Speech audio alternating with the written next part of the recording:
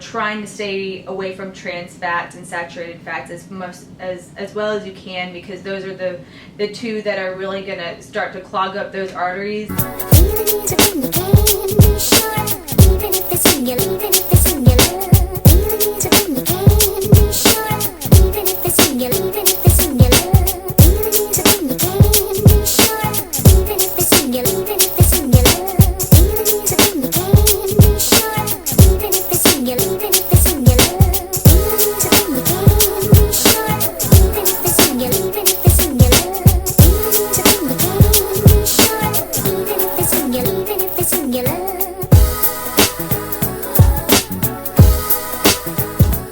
Our bodies do not break down trans fat, so it deposits it to your arteries.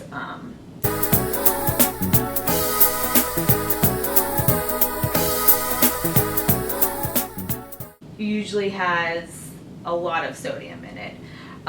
So food manufacturers have added sodium to the foods to help keep their shelf life longer.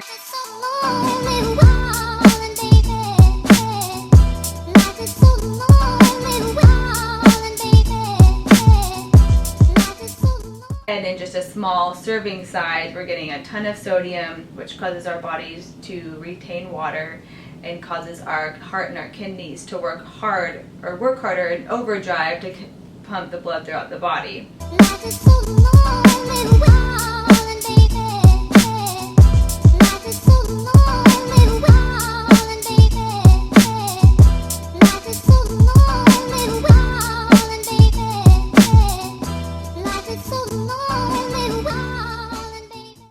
And then just empty calories, that's the third factor to it, is we're eating the junk food primarily for the taste, and I do understand that coming from someone that loves food, but we're not getting any nutrients that our body needs.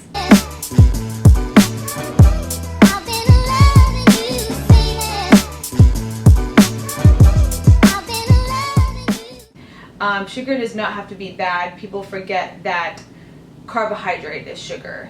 Whether it's a piece of bread, or it's an apple, or it's yogurt, dairy, our body, no matter what, breaks down that carbohydrate source and breaks it down into glucose, which our body uses as energy.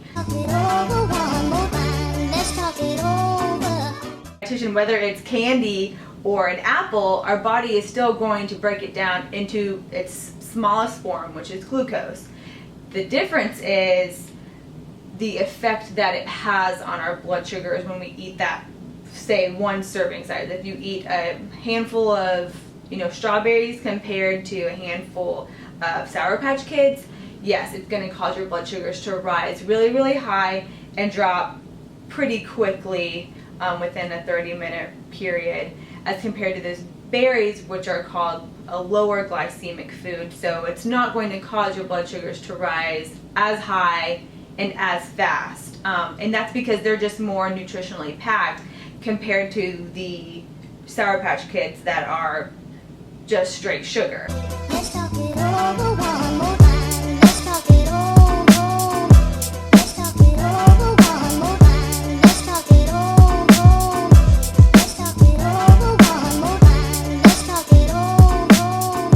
Let's talk it over. Still getting so much more from that fruit than we are just that plain sugar, or that plain glucose, or candy, I guess I should say. Let's talk it over one more time. Oatmeal, berries, avocado, a good source of protein, whether it's eggs or fish, or complement protein, so like beans and rice, and stuff like that.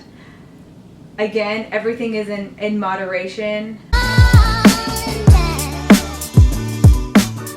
Always looking at the ingredients list, and if there's a huge page long of ingredients and you don't know 2 of the ingredients in it, then likely it's probably not very good for you.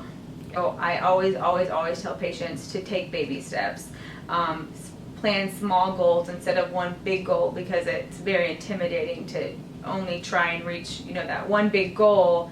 And people are, people are human, and so we make mistakes, and so trying to plan small goals, being okay when we have to take a step back, but at least trying something also for 21 days, because if you can do something for 21 days, it's proven that you can turn that into a habit.